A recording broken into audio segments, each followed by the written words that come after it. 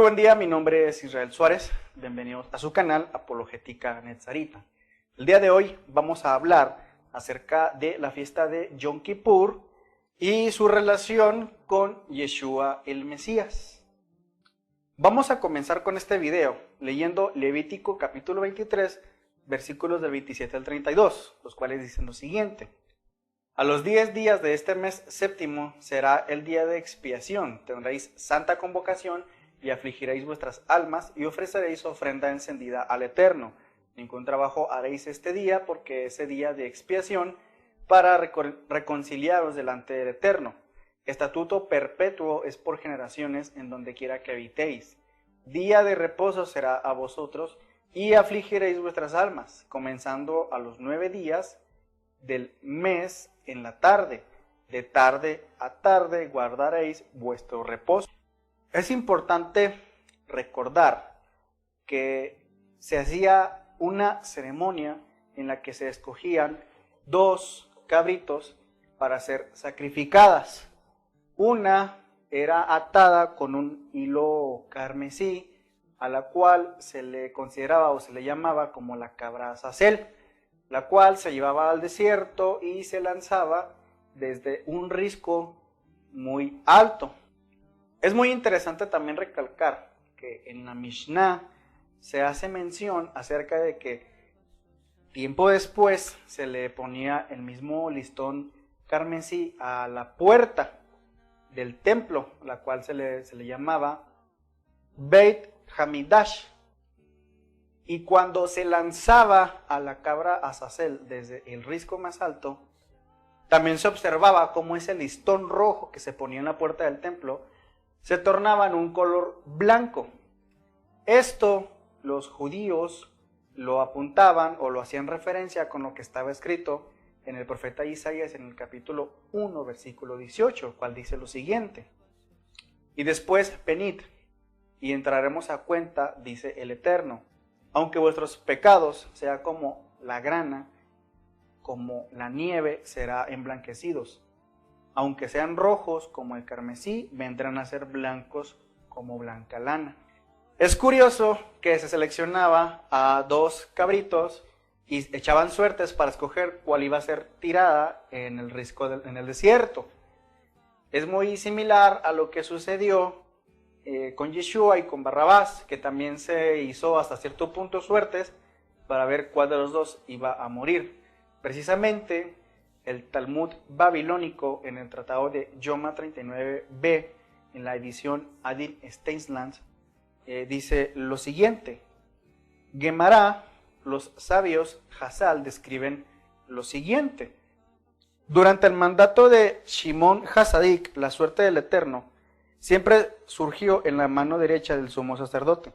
Después de su muerte ocurrió solo ocasionalmente, pero durante los 40 años anteriores a la destrucción del segundo templo, la suerte del Eterno no surgió en la mano derecha del sumo sacerdote. Así también, la tira de lana carmesí que estaba atada en la cabeza de la cabra, que se envolvió a Azazel, no se volvió blanca, y la lámpara más occidental del candelabro no se encendió continuamente, y las puertas del santuario se abrieron solas como una señal de que pronto serían abiertas por los enemigos, hasta que Rabán Yohanan ben Zakkai los regañó. Le dijo al santuario, santuario, santuario, ¿por qué te asustas con estos signos? Sé de ti que finalmente serás destruido. Y Zacarías, hijo de Ido, ya ha profetizado acerca de ti. Abre tus puertas, oh Líbano, para que el fuego pueda devorar tus cedros. Esto lo podemos ver en Zacarías capítulo 11, versículo 1. Siendo Líbano una denominación del templo. En Levítico capítulo 16 especifica que el día 10 del mes séptimo, que los judíos lo conocen como Tishrei, es el día en el que el sumo sacerdote o el Cohen Hagadol se conducía al templo y hacía purificación por el templo y por el pueblo. Presentaba un becerro y presentaba también 2 cabras a manera de ofrenda especial. Primero se sacrificaba el becerro, esto para hacer una purificación al templo y a lo que le llamaban vibraciones negativas. provocadas por los pecados del sacerdote y de su casa. Después de que se sacrificaba el becerro, era cuando entonces se sacaban los 2 cabritos. Se echaban suertes para escoger cuál iba a ser la cabra azazel. Cuando ya se seleccionaba a la cabra azazel, a la otra se le daba un sacrificio para purificación de todo Israel. Después se llevaban a la cabra azazel al desierto, la aventaban por el risco, pero incluso antes de aventarla se le imponía manos en las que se consideraba que toda la transgresión de Israel pasaba a la cabra azazel. Una vez que la cabra era aventada y ésta moría, era cuando entonces el pecado de todo Israel era purificado. La Torá lo describe de esta manera. En Levítico capítulo 16, verso 20 al 22 dice: y aquel macho cabrío llevará sobre ti todas las iniquidades de ellos a tierra inhabitada, y dejará ir el macho cabrío por el desierto. Muy bien, el sumo sacerdote, el Cohen Hagadol, solo podía entrar una vez al año, tal como nos lo dice el libro de Levítico, capítulo 16, versículo 2. Y dijo el Eterno a Moisés: di a tu hermano Aarón que no entre en cualquier momento en el santuario detrás del velo, delante del propiciatorio que está sobre el arca, no sea que muera, porque yo seré visto en la nube sobre el propiciatorio.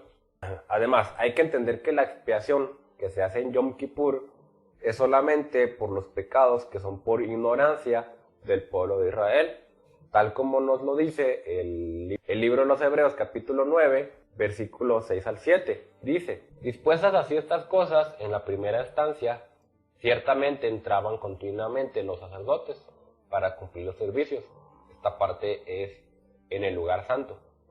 Pero en la segunda, es decir, en el lugar santísimo, solo el sumo sacerdote, una vez cada año, no sin sangre, lo cual ofrecía por sí mismo y por los pecados de ignorancia del pueblo. Además, hay que entender que una vez que muere Yeshua y que nos expía los pecados, somos libres para entrar en el lugar santísimo. Y en 2 Corintios 3, versículo 14 dice: pero se les embotó la mente hasta el día de hoy, cuando leen el pacto no renovado, les queda el mismo velo no descorrido, el cual por Mashiach es quitado.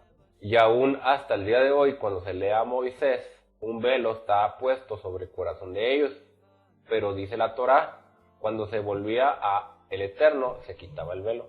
También hay que entender que la fiesta de Yom Kippur es conocida como el día de cara a cara.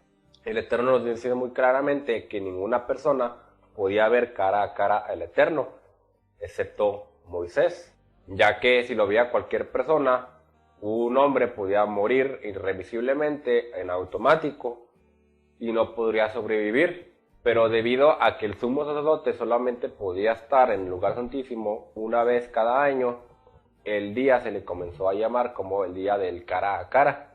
Dentro de la tradición hebrea, lo que se entendía es que una vez que Moisés entró o subió al monte Sinaí por segunda ocasión y que estuvo 40 días, se cree que él entró en el día primero del sexto mes y que él bajó en el día 10 del séptimo mes, por lo cual se hizo una correlación entre la fiesta Yom Kippur y en el día en que Moisés bajó por segunda vez del monte Sinaí y que su rostro resplandecía y que ninguna persona podía verlo directamente a la cara, debido a que Moisés había estado cara a cara con el Eterno en el monte Sinaí. También, durante el tiempo del segundo templo, había una ceremonia en el día de Yom Kippur, en el que 3 veces el sumo sacerdote tenía que hacer una confesión de pecados.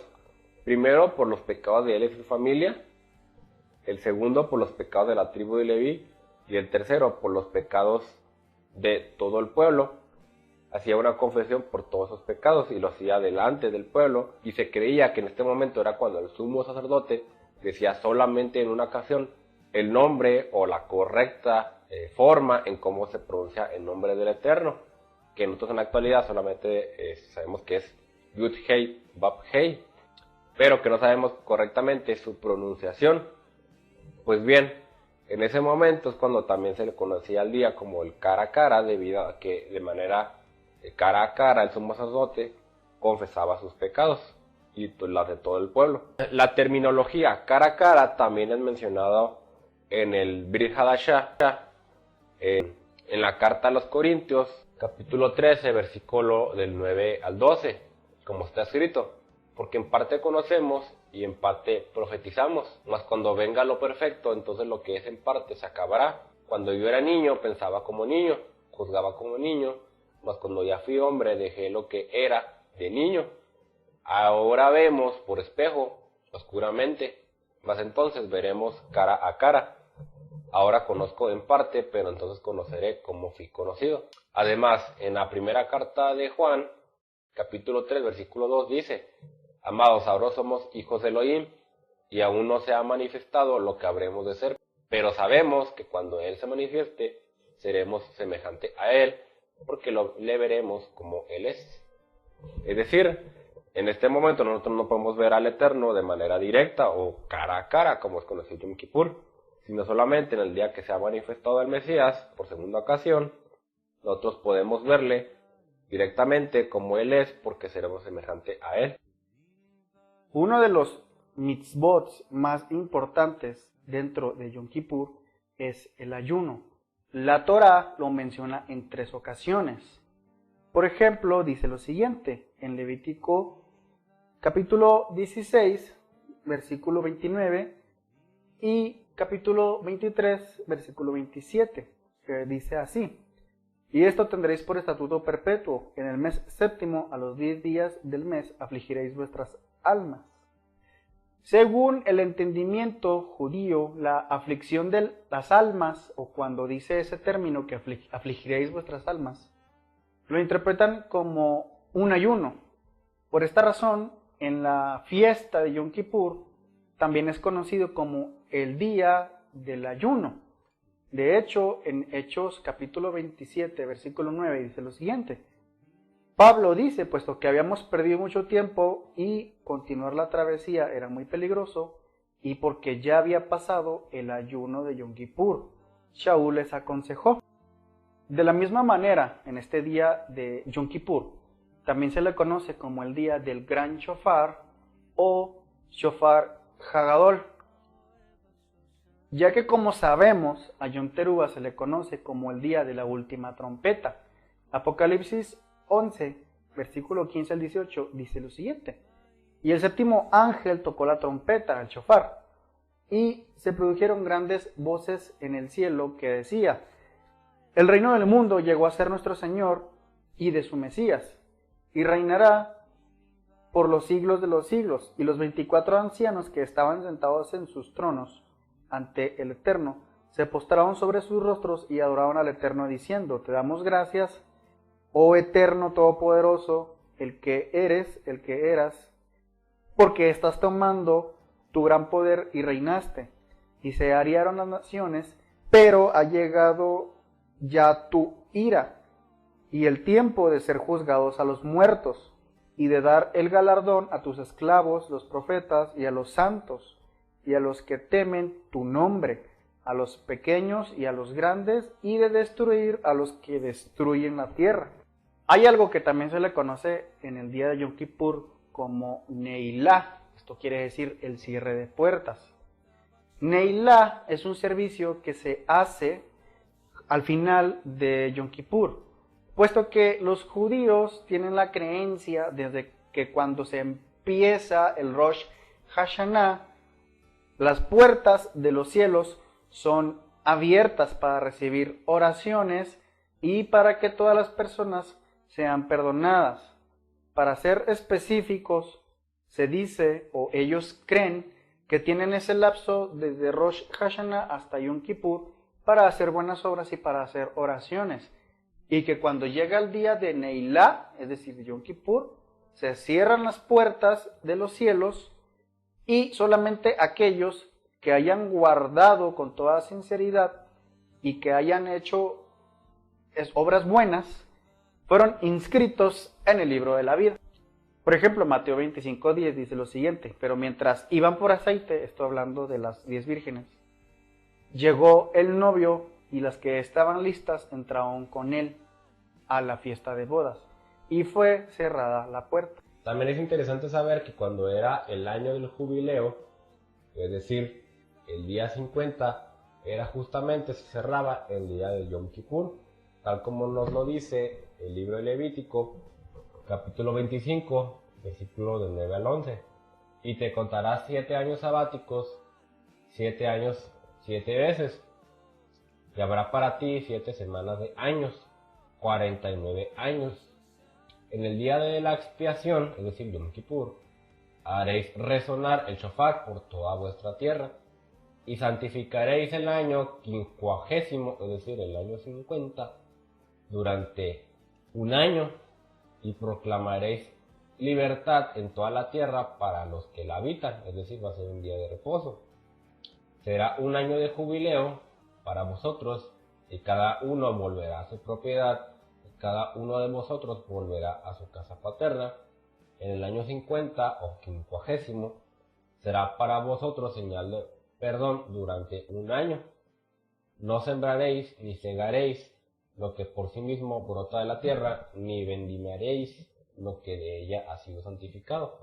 Entonces el día del jubileo era un año de libertad y un año de perdón, en el que todas las deudas eran canceladas y la tierra tenía que reposar.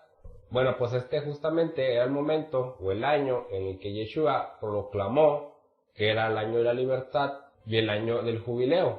Yeshua vino a predicar justamente acerca de la libertad en su primera venida. De hecho, cuando fue a la sinagoga de Nazaret, dijo lo siguiente. En el Evangelio de Lucas, capítulo 4, 16 al 21, dice: y fue a Nazaret, o Nazaret, donde se había criado, y conforme a su costumbre, entró en la sinagoga en día de Shabbat, y fue llamado a leer la Haftará, y le fue entregado un rollo del profeta Yeshayahu, o sea, Isaías, y desenrollándolo, entró él en el lugar de la lectura para ese Shabbat donde estaba escrito. Esto es en Isaías capítulo 61, versículo del 1 al 3, dice: el Ruach HaKodesh está sobre mí, porque me ungió para proclamar la promesa de la redención a los pobres, a pregonar la libertad a los cautivos, y devolverle la vista a los ciegos, para publicar a los oprimidos la llegada de su liberación, a proclamar el año aceptable para Hashem. Y habiendo enrollado el sefer, es decir, el rollo del libro, devolviéndolo al Shamash, se sentó en la silla de Moshe, y todos en la sinagoga tenían sus ojos puestos fijamente en él, y comenzó su explicación diciendo: hoy, mientras vosotros estabais oyendo la lectura, esta escritura ha alcanzado el propósito por el cual fue escrita. Y todos daban testimonio de él y se maravillaban de las palabras de gracia que salían de su boca, pero otros decían: ¿no es este el hijo de Yosef? Y les dijo: sin duda me diréis este proverbio médico, cúrate a ti mismo, y todas esas cosas que hemos oído en Cafarnaúm, hazlas también aquí en tu propia tierra. Y dijo: en verdad os digo que ningún profeta es recibido en su propia ciudad. Y dijo además: ciertamente que muchas viudas había en Israel en los días de Elías, cuando el cielo fue cerrado por 3 años y 6 meses, mientras un hambre terrible hubo por toda la tierra. Pero a ninguna de ellas fue enviado Elías, sino a una mujer viuda, Sarfat, de Sidón. Y muchos leprosos había en la casa de Israel en los días de Eliseo, Hanabí, pero ninguno de ellos fue limpiado excepto Naamán, el sirio. Al oír esas cosas, todos ellos se llenaron de ira en la sinagoga, y levantándose, lo tomaron fuera del poblado y lo llevaron hasta la parte alta del barranco del monte sobre el cual había sido edificada la aldea para despeñarlo. Pero él, logrando pasar por medio de todos, se marchó. Justamente cuando Yeshua proclamó el año del jubileo o el año de la libertad, que fue en Yom Kippur, a Yeshua, algunos judíos que estaban en contra de él, quisieron llevarlo a un risco para despeñarlo, pero él pasó en medio de ellos y se marchó. justamente como se le hacía con el chivo Azazel, el cual se llevaba un risco y se le despeñaba. Solamente que esto no sucedió con Yeshua, sino que él se marchó. También es interesante señalar que desde Adán hasta la fecha han pasado casi 120 jubileos, que sería el equivalente a casi 6.000 años. El número 120 también significa el número en el cual se le da fin a la carne y al pecado, como nos lo dice en Génesis capítulo 6, versículo 3. El verdadero cumplimiento del jubileo será justamente en la segunda venida del Mesías, cuando vuelva a Yeshua por segunda ocasión. La tierra será totalmente redimida y limpiada para poder poner fin a la esclavitud que nos puso Adán cuando pecó y salió del paraíso o del Edén. Entonces, a partir de ese momento, el hombre será puesto libre y será liberado de la maldición, de la muerte, de la esclavitud y de la enfermedad. Por eso es importante que entendamos la importancia de Yom Kippur y su relación con Yeshua. Si este video te gustó, te invito a que lo compartas, te suscribas y nos regales un like. De igual manera, en la descripción dejaremos nuestras redes sociales como lo que es Facebook e Instagram para que puedas comunicarte con nosotros. También me es grato comentarles que ya contamos con un grupo de WhatsApp de Apologética Netzarita. En la descripción dejaré un link, un enlace para que ustedes puedan entrar y pertenecer a nuestro grupo. En el grupo de WhatsApp podremos conocernos, hacer preguntas y sobre todo compartir los videos. Te recuerdo mi nombre, Israel Suárez. Nos vemos hasta la próxima.